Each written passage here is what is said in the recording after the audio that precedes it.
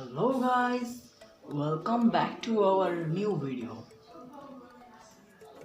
আজকে আমরা ডিসকাস করব একটা নতুন চ্যাপ্টার নিয়ে, যেটার নাম হচ্ছে সূচকের নিয়মাবলী বা ল অফ ইন্টারেস্ট। তো আজকে আমরা যে চ্যাপ্টারটা পড়বো সে অঙ্কগুলো করার জন্য কিছু বিশেষ ধরনের সূত্র আছে, আর সেই সূত্রগুলো আমরা এই পরবর্তী আলোচনা করব। তো চলো শুরু করা যাক। প্রথমে দেখে নাও, এই আমি সূত্রটা বলছি, তুমি চাইলে এটাকে নোট করে নিতে পারো। ওকে, ঠিক আছে। দেখো, প্রথমে আগে আমরা জেনে নিই যে এই যে জিনিসগুলো আছে, ধরে নাও এই যে এক্স এর মাথায় যে এমটা আছে, এমটাকে কি বলে, এমটা কি, এক্সটাকে কি বলে, এক্সটা কি, এগুলোকে আমরা ডাউট ক্লিয়ার করব। তো প্রথমে জেনে নাও যে এই যে নিচে যেটাকে দেখতে পাচ্ছ সেটাকে বলা হয় নিধান। ওকে, নিধান।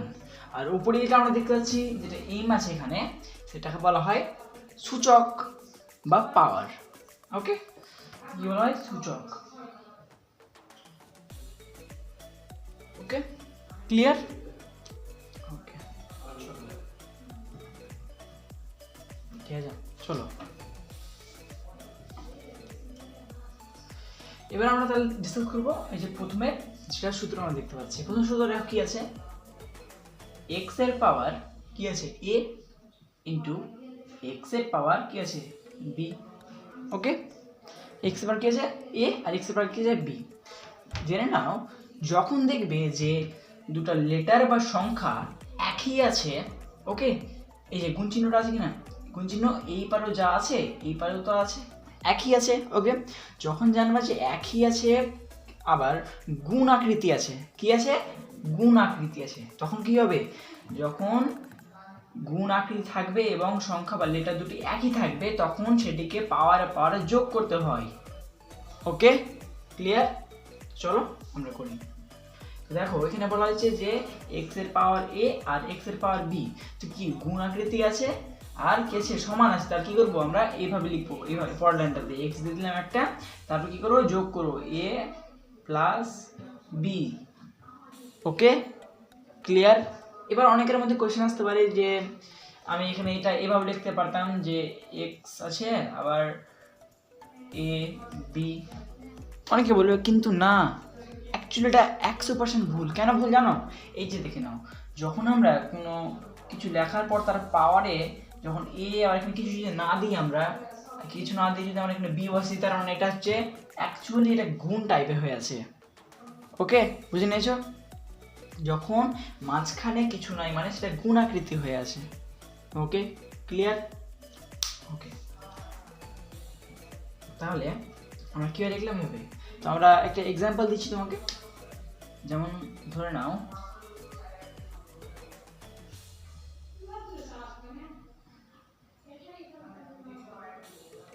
আচ্ছা দেখে নাও, এটা কি আছে? 7 এর পাওয়ার 10th আর 7 এর পাওয়ার 4th কি আছে? গুণ আকৃতি আছে, দুটোই সমান আছে। ওকে, তাহলে কি আছে? যখন আমরা জানি যে গুণ আকৃতি আছে, দুটোই সমান আছে সংখ্যা বা লেটার, তখন আমরা কি করব? যে পাওয়ারে কি করব? যোগ করব। আমরা এটাকে এইভাবে লিখতে পারি যে 10 প্লাস 4, এভাবে লিখতে পারি।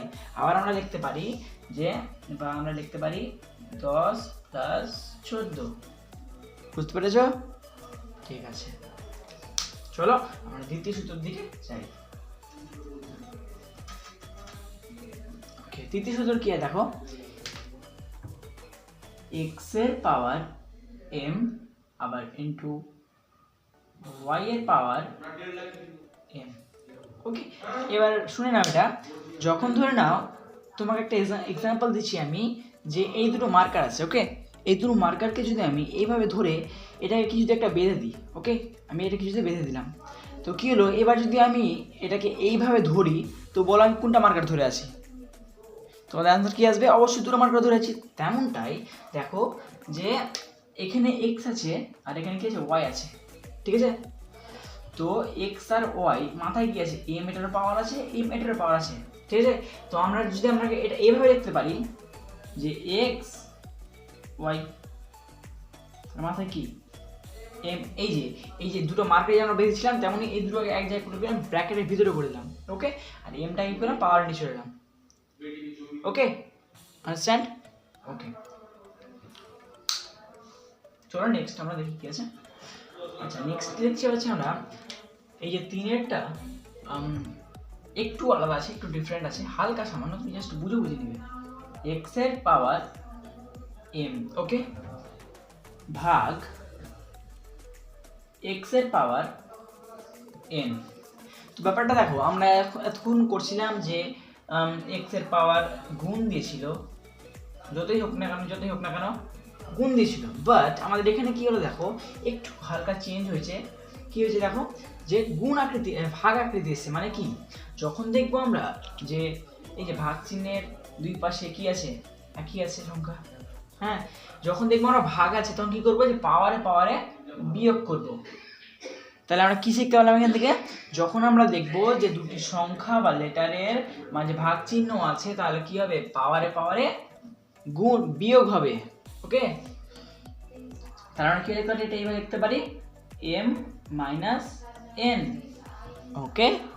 I hope you understand. ঠিক আছে, তাহলে তোমাকে আমি একটা এক্সাম্পল দিচ্ছি, যেটা তুমি করো। আচ্ছা ধরে নাও যে 7-এর মাথায় কি আছে, পাওয়ার আমি দিয়ে দিলাম x, ওকে, ভাগ 7-এর মাথায় y, এটা কি হবে, অবশ্যই এটাই হবে 7x - y, একদম, বাহ, তুমি ভালোভাবে বুঝে গেছো। আচ্ছা ঠিক আছে, নেক্সট দেখো আমাদের 4 নাম্বারটা কি আছে, সরি 4 নাম্বারটা এটা, হ্যাঁ কি আছে, যে এখানে বলা হয়েছে x এর পাওয়ার, প্রথমে আগে m দেওয়া হয়েছে, তারপর ব্র্যাকেটে আবার n দেওয়া হয়েছে। আচ্ছা এটা জেনে নাও, যখন আমরা এই যে ব্র্যাকেটটাকে উঠিয়ে দেবো তখন কি হবে, যখন আমরা এই ব্র্যাকেটটাকে উঠিয়ে দেবো তখন পাওয়ারে গুণ হয়ে যাবে।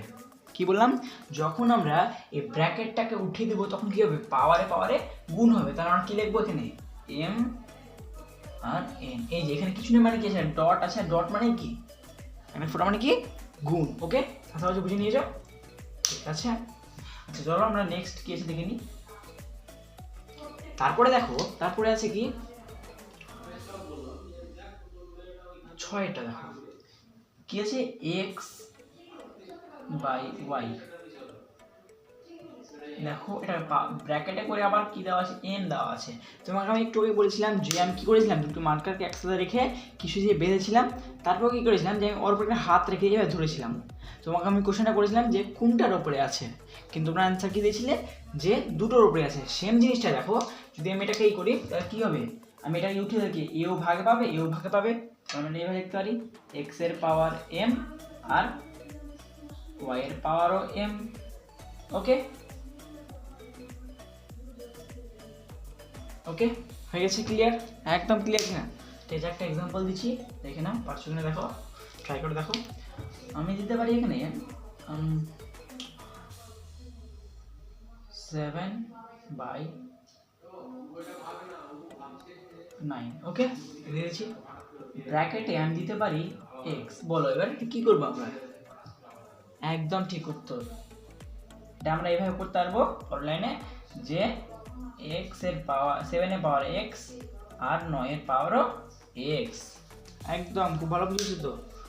তারপরে আমরা নেক্সট দেখতে চলেছি কি আছে নেক্সট দেখো কি আছে, যে এই যে 7 নাম্বারটা কি আছে দেখো, সরি 7 নাম্বারটা রুট আছে, ওকে, রুটের পর কি দেওয়া আছে, x দেওয়া আছে, রুটে কি দেওয়া আছে, x দেওয়া আছে।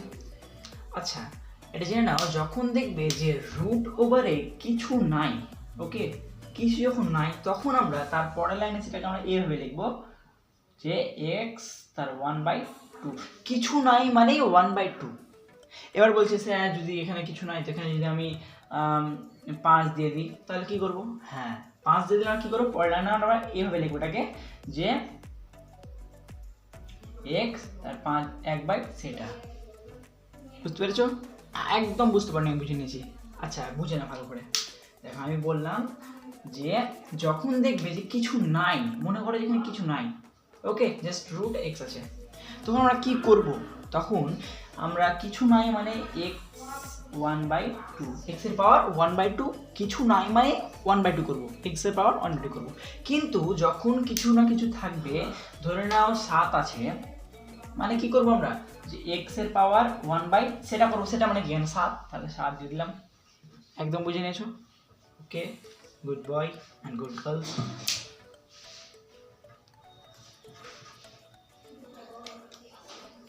আচ্ছা নেক্সট কি আছে দেখি। নেক্সট দেখো 8 নাম্বারটা কি আছে, বলা হয়েছে যে এক্স এর পাওয়ার 0 আছে। আচ্ছা আমরা এটা জেনে নিই আগে, যে ধরে নাও যে আমার পাওয়ার আমি 500 মিলিয়ন পেলাম, বা 500 মিলিয়ন পেলাম, ওকে, এটা একদম বড়, 500 মিলিয়ন পেলাম। এর পাওয়ার যদি 0 থাকে, তাহলে এর দ্বিতীয় অ্যান্সার কি আসবে জানো? একদম শক করা অ্যান্সার 1। এবার তুমি বলবে কেন, এটা তো না, এটা তো মানা যাচ্ছে না, কিন্তু না, এটা অ্যাকচুয়ালি রুলস। ওকে, তাহলে দেখো এখানে আমরা এক্স আছে মানে কি, এক্স এর পাওয়ার আমরা কি লিখতে পারি, তাহলে এক্স এর পাওয়ার 0 মানে কি, যে কোনো কিছুর পাওয়ার, সেটা লেটার হোক বা সংখ্যা হোক, যখন কিছুর পাওয়ার 0 থাকবে তখন সেটাকে আমরা তারপরে লাইনে কি লিখবো, 1 লিখবো। ওকে, আশা করছি বুঝে নিয়েছো। আমি আর একটা এক্সাম্পল দিচ্ছি তোমাকে, যদিও ওটার অ্যান্সার একই হবে, বাট তোমার এই কনসেপ্টটা বোঝার যেটা ইয়েছে ওটা বুঝে নাও। ধরে নাও আমি 10 এর পাওয়ার 0 দিচ্ছি, তাহলে কি হবে নেক্সট লাইনে? একদমই ঠিক অ্যান্সার 1।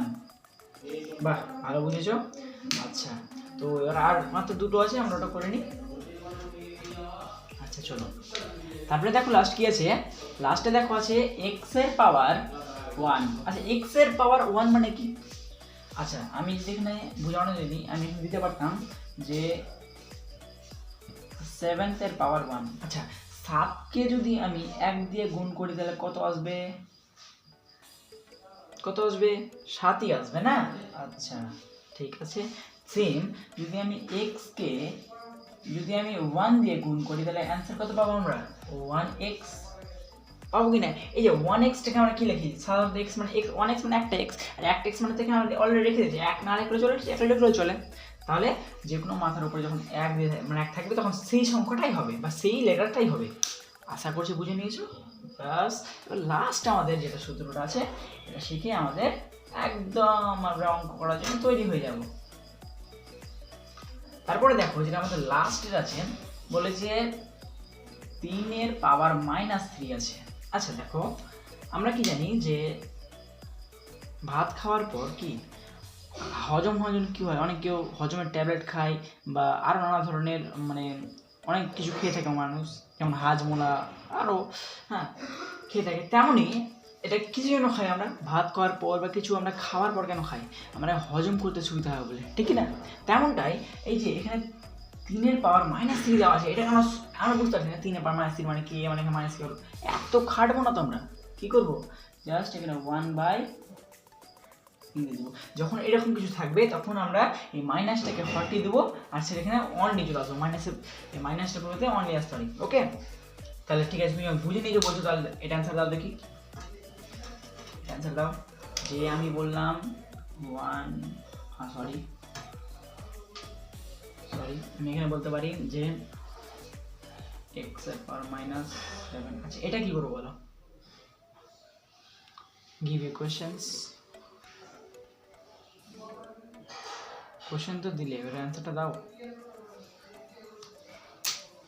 আচ্ছা ঠিক বলেছো, একদম পারফেক্ট। কি x এর পাওয়ার 7 মানে এটা আমরা এইভাবে লিখতে পারি, একদম একদম রাইট।